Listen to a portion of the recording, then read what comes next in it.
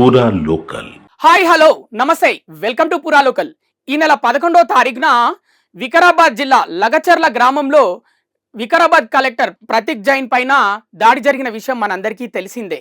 కానీ ఆ దాడి వెనకాల ఉన్న ప్రధాన నిందితుడు ఎవరంటే సురేష్. ఎందుకంటే ఏదైతే ఫార్మా ఇండస్ట్రియల్ కారిడార్ కోసం రైతుల యొక్క భూములు కావాలి, దాదాపు ఒక 500 ఎకరాలు కావాలి. 700 ఎకరాలు 750 ఎకరాలు ప్రభుత్వ భూమి ఉంది, ఇంకో 530 ఎకరాల దాకా రైతుల భూములు కావాలి. వాటి సేకరణ కోసం, వాళ్ళ అభిప్రాయ సేకరణ, రైతుల యొక్క అభిప్రాయ సేకరణ కోసం అక్కడికి వెళ్ళారు కలెక్టర్ ప్రతీక్ జైన్. ఆ గ్రామ సభ ఎక్కడ నిర్వహించారంటే లగచర్ల పొలిమేరల్లో నిర్వహించారు. కానీ అక్కడికి రైతులు ఎవ్వరూ రాలేదని, మిమ్మల్నే గ్రామం లోపలికి రమ్మంటున్నారని, మీరు లోపలికి వస్తే అక్కడ మీకు రైతులు వాళ్ళ యొక్క అభిప్రాయాలు ఇస్తారని, మీరు అక్కడ హ్యాపీగా వాళ్ళ అభిప్రాయాలను సేకరించవచ్చని కలెక్టర్కి చెప్పి నమ్మించి లోపలికి తీసుకెళ్లాడని సురేష్ మీద అభియోగాలు అయితే వస్తున్నాయి. దానికి తగ్గట్టుగానే వాళ్ళ ఫోన్ కాల్స్, అంతకుముందు సురేష్ ఎవరితో మాట్లాడాడు అంటే ఈ కేసులో A1 నిందితుడు బీఆర్ఎస్ మాజీ ఎమ్మెల్యే పట్నం నరేందర్ రెడ్డిని నెక్స్ట్ డే పొద్దునే అరెస్ట్ చేయడం అయితే జరిగింది. ఇక్కడ కేబీఆర్ పార్కులో, హైదరాబాద్ కేబీఆర్ పార్కులో దాదాపు 42 సార్లు సురేష్ పట్నం నరేందర్ రెడ్డి తోటి మాట్లాడాడు. ఈ విషయం పైనే మాట్లాడాడు. పక్కా ప్లానింగ్ తోటి దాడి చేయాలి, ఎలాగైనా కలెక్టర్ని ఊరు లోపలికి తీసుకెళ్లి రెచ్చగొట్టి గ్రామస్తులతోటి దాడి చేయించాలి అని ప్లాన్ చేసుకున్నట్టయితే తెలిసి ఆయనను అరెస్ట్ చేయడం జరిగింది. పోలీసులు ఆయనను అరెస్ట్ చేసి జైలుకి కూడా పంపడం జరిగింది, కోర్టులో హాజరుపరిచి.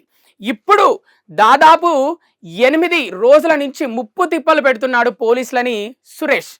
ఈ మొగబోని సురేష్ 8 రోజుల నుంచి దొరకకుండా తిరుగుతున్నాడు. కానీ పోలీసులు ఇతని కోసం కర్ణాటక, గోవా, పూణే, ముంబై అన్ని ఏరియాలు దాదాపు ఎన్ని బృందాలు అంటే 6 బృందాలుగా 8 రోజుల నుంచి బాగా తిరుగుతున్నారు సురేష్ని పట్టుకోవడానికి. కానీ సురేష్ ఎక్కడున్నాడంటే హైదరాబాద్లోనే ఉన్నాడని వార్తలు వచ్చాయి. ఎందుకంటే పట్టుకున్నాక హైదరాబాద్లో నిన్న ఏం చేశాడంటే హైదరాబాద్ నుంచి కొడంగల్ కోర్టుకి ఆయన లాయర్లతోటి వెళ్ళాడంట, వెళ్ళి లొంగిపోయాడు. సో ఇది పరిస్థితి అన్నమాట. దాన్ని ఏమంటారు, ఇంట్లో దొంగని ఈశ్వరుడైనా పట్టుకోలేడు అన్నట్టు ఇప్పుడు పోలీసులకు కూడా అదే సామెత కరెక్ట్ సెట్ అయిందేమో అనిపిస్తుంది.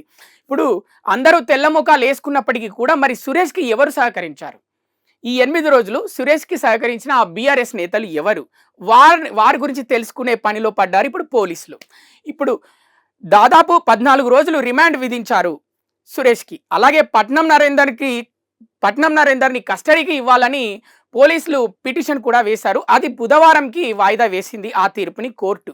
ఇవి పక్కన పెడితే మరి ఈ 8 రోజులు ఇతనికి సహకరించిన బీఆర్ఎస్ నేతలు ఎవరు, మరి ఎక్కడున్నాడు సురేష్ అనే విధంగా విచారణ అయితే ఇప్పుడు జరుగుతుంది. మరోవైపు సురేష్ పాస్పోర్ట్ని కూడా రద్దు చేశారు పోలీసులు. లుక్అవుట్ సర్క్యులర్ కూడా జారీ చేశారనమాట. తప్పించుకొని తిరుగుతున్నాడు అనమాట. అట్లా ఆ విధంగా లుక్అవుట్ సర్క్యులర్ కూడా జారీ చేశారు. నిన్న మధ్యాహ్నం 2:30 గంటలకి డైరెక్ట్ కొడంగల్ కోర్టుకి వెళ్ళిపోయాడు. మెజిస్ట్రేట్ ఎదురుగా లొంగిపోయాడు ఆయన లాయర్లతోటి.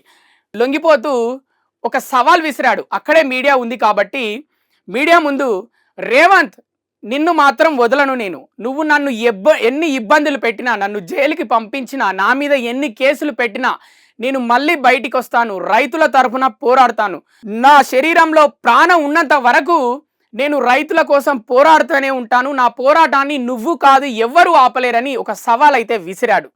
మరి చూద్దాం, మరి రానున్న రోజుల్లో విచారణలో సురేష్ ఏం నిజాలు చెప్పబోతున్నాడు, సురేష్ చెప్పే నిజాల వల్ల మరి ఏం జరగబోతుంది తెలంగాణ రాష్ట్ర రాజకీయాల్లో చూద్దాం. ఇవి ఇప్పటివరకు ఉన్న అప్డేట్స్. మరిన్ని అప్డేట్స్ కోసం చూస్తూనే ఉండండి పూరా local, your choice for local voice.